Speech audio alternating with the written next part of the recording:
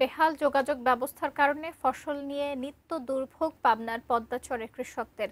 মাঠ থেকে ফসল পরিবহনে লেগে যায় অতিরিক্ত সময় ও খরচ, অথচ মেলে না ন্যায্য মূল্য। মিলন মাহমুদের ক্যামেরায় পাবনা থেকে রিজভি রিপোর্টে বিস্তারিত। ধুধু চরের বালিতে কৃষকের শ্রমে ঘামে ফলেছে সবুজ সতেজ সবজি। বিস্তীর্ণ মাঠ জুড়ে কলা বাগান।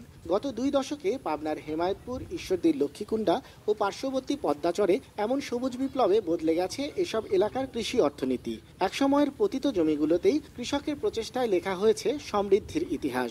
তবে চরাঞ্চলের কৃষির এই ক্রম অগ্রযাত্রায় প্রতিবন্ধক হয়ে দাঁড়িয়েছে বেহাল যোগাযোগ ব্যবস্থা।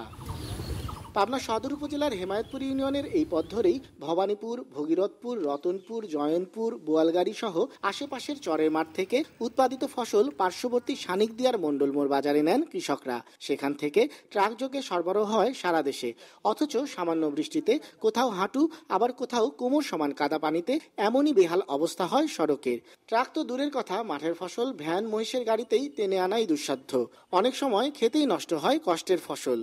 পরিবহন ব্যবস্থা খারাপের জন্য ন্যায্য মূল্য পায় না। রাস্তাটা যদি ভালো হতো তাহলে গাড়ি আমরা জমিতে নিয়ে যেতে পারতাম, ঠিক সময় মতো আমরা বাজার ধরতে পারতাম। কেবল ফসলের লোকসানই নয়, চলাচলের অযোগ্য সড়কে মুমূর্ষু রোগী হাসপাতাল নিতে হিমশিম খেতে হয়। নিরাপত্তাহীনতায় আশঙ্কাজনকভাবে কমছে স্কুল মাদ্রাসার নারী শিক্ষার্থী সংখ্যাও।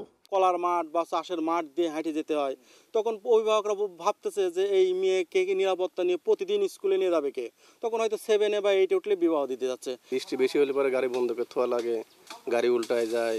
চরাঞ্চলের কৃষিপণ্য পরিবহনে পরীক্ষামূলক সড়ক নির্মাণে আর্থসামাজিক ব্যবস্থার ব্যাপক উন্নয়ন ঘটেছে। প্রকল্প অনুমোদন পেলে গুরুত্বপূর্ণ সকল কৃষি এলাকায় সড়ক নির্মাণের পরিকল্পনা জানালেন এই কর্মকর্তা।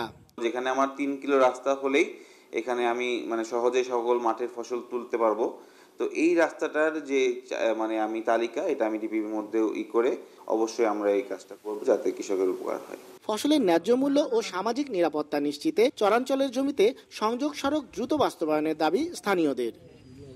Rizvi, ATN news, Pabna.